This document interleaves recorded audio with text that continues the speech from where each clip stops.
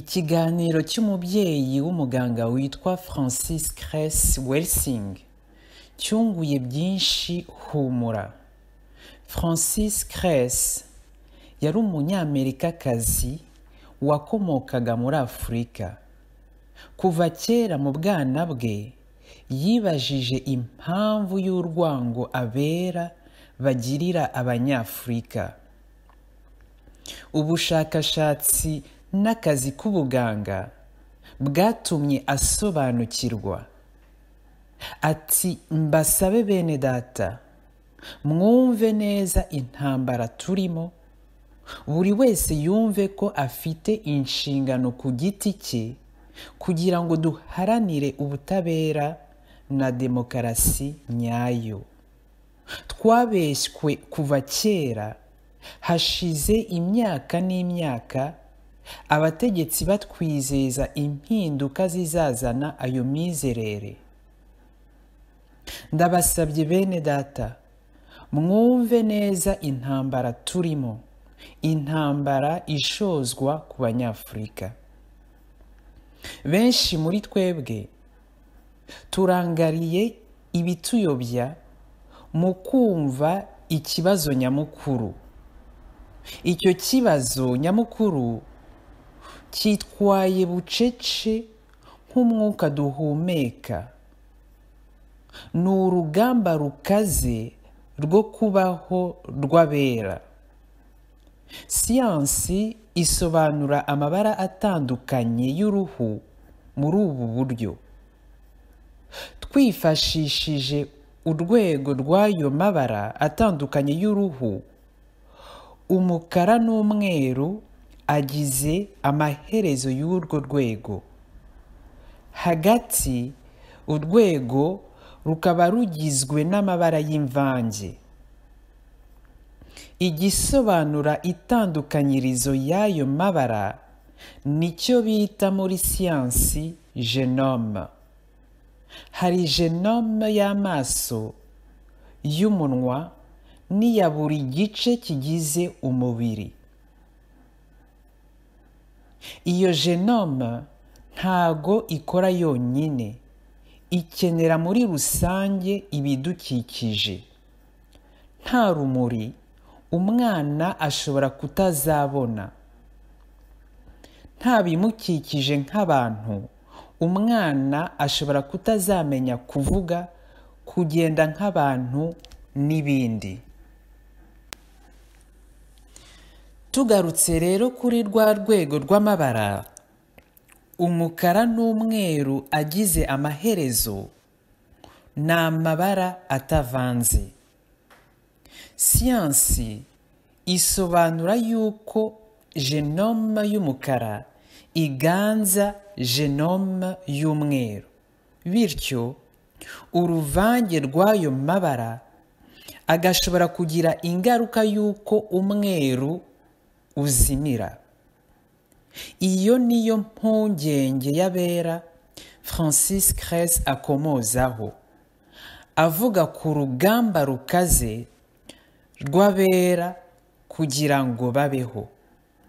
Ni gute twasobanura ko genome iganje itanga ibara rinezwe, rikanangwa cyane kugeza aho bene data bisiga bakanywa imiti kugira ngo bakunde base banagire amabara yemejwe ko ariyo meza?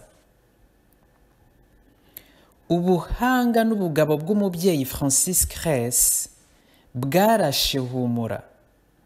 Abona yuko iyo nzira adushishikariza yatangiye kuva kera, ababyeyi bafatwa bugwatse mu buretwa. Mu mwaka w'1495 imbata z'abacakara b'Abanyafurika bajyanywe i Sao Tome barigaragambije, batsinda urugamba rwo kwibohora. Mu mwaka w'1791 imbata z'abacakara b'Abanyafurika bajyanywe Saint-Domingue bahujwe n'idini Vodou, barisuganya barwanira ubutabera n'ubwigenge. Iyo ntambara yamaze imyaka 12. Babaye ingabo zikomeye, umutware wazo yitwa Toussaint Louverture. Izo ngabo zageze aho zitsinda ingabo za Napoleon. Mu mwaka w'1884 igihugu cyigenga cyitwa Haiti cyaravutse. Iryo tsinda ryateye impungenge nyinshi abanyaburayi.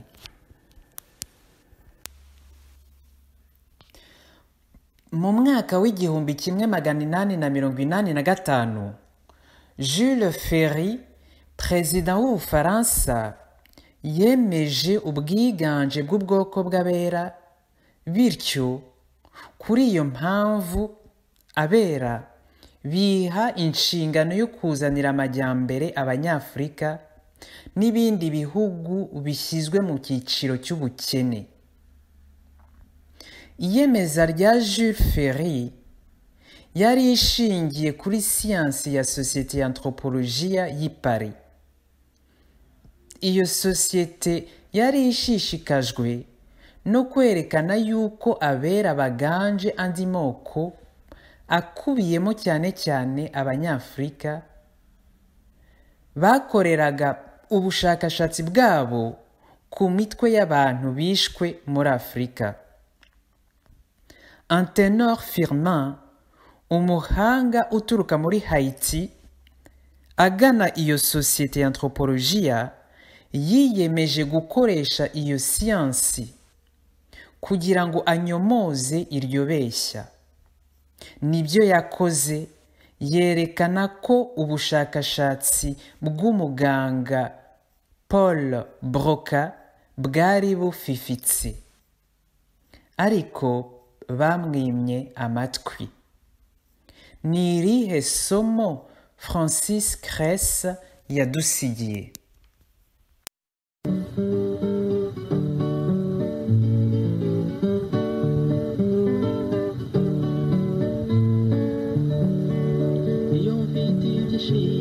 Inshuti yanjye ikababara, umunezero wanjye uhita uyoyoka. Kuko kunezerwa si iby'umwe gusa, umunezero mwiza n'usangiwe na bose.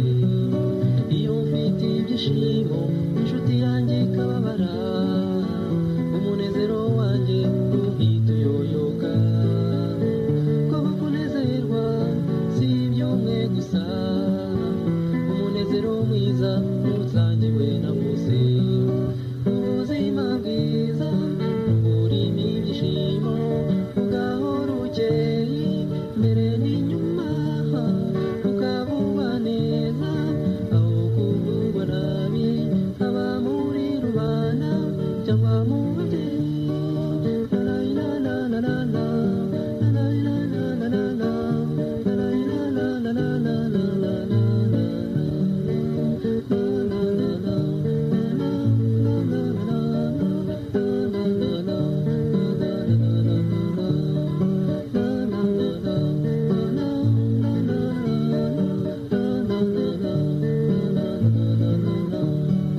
Iyo mfite umutima ukunda kandi ukanakundwa, mu gihe cy'umubabaro urahoza kandi ugahozwa.